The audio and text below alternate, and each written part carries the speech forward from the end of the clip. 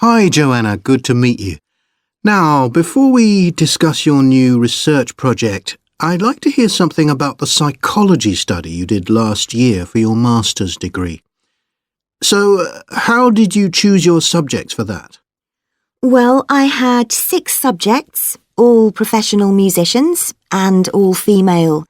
3 were violinists, and there was also a cello player and a pianist and a flute player. They were all very highly regarded in the music world, and they'd done quite extensive tours in different continents, and quite a few had won prizes and competitions as well. And they were quite young, weren't they? Yes, between 25 and 29. The mean was 27.8. I wasn't specifically looking for artists who'd produced recordings, but this is something that's just taken for granted these days, and they all had. Right. Now, you collected your data through telephone interviews, didn't you? Yes. I realised if I was going to interview leading musicians, it'd only be possible over the phone because they're so busy. I recorded them using a telephone recording adapter. I'd been worried about the quality, but it worked out all right. I managed at least a 30-minute interview with each subject, sometimes longer. Did doing it on the phone make it more stressful? I'd thought it might. It was all quite informal though, and in fact they seemed very keen to talk. And I don't think using the phone meant I got less rich data. Rather the opposite, in fact. Interesting. And you were looking at how performers dress for concert performances? That's right. My research investigated the way players see their role as a musician and how this is linked to the type of clothing they decide to wear. But that focus didn't emerge immediately. When I started, I was more interested in trying to investigate the impact of what was worn on those listening, and also whether someone like a violinist might adopt a different style of clothing from, say, someone playing the flute or the trumpet. It's interesting that the choice of dress is up to the individual, isn't it? Yes, you'd expect there to be rules about it in orchestras, but that's quite rare. You only had women performers in your study. Was that because male musicians are less worried about fashion?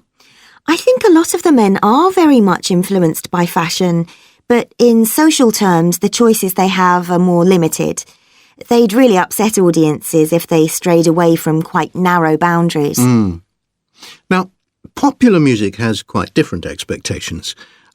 Did you read Mike Frost's article about the dress of women performers in popular music? No. Well, he points out that a lot of female singers and musicians in popular music tend to dress down in performances and wear less feminine clothes, like jeans instead of skirts. And he suggests this is because otherwise they'd just be discounted as trivial. But you could argue they're just wearing what's practical. I mean, a pop music concert is usually a pretty energetic affair. Yes, he doesn't make that point, but I think you're probably right. I was interested by the effect of the audience at a musical performance when it came to the choice of dress. The subjects I interviewed felt this was really important. It's all to do with what we understand by performance as a public event.